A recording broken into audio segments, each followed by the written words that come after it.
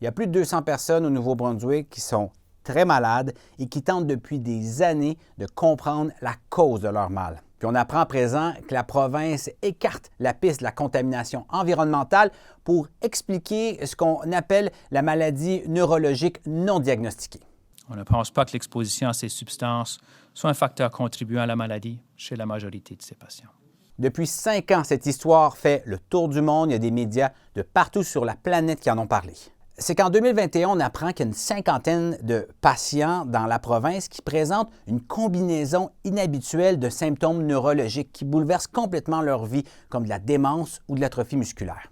Ce groupe, suivi par le même neurologue, le Dr Alié Marrero, pourrait même être atteint d'une maladie neurologique de cause inconnue. Le gouvernement de l'époque fait donc appel à un comité d'experts pour réévaluer ces patients. Puis en 2022, ce groupe arrive à la conclusion qu'il n'existe pas de maladie neurologique inconnue au Nouveau-Brunswick, que ces patients sont atteints de différentes maladies neurologiques déjà connues et qu'il n'existe pas de cause commune. L'année suivante, le Dr Marrero évoque la présence de contaminants environnementaux pour expliquer ces maladies, des métaux lourds ou encore des herbicides comme le glyphosate qui est largement utilisé ici dans nos forêts. Si bien que la province a lancé l'an dernier une enquête visant spécifiquement la présence ou pas de contaminants dans le corps des personnes malades. 222 dossiers ont été évalués cette fois-ci.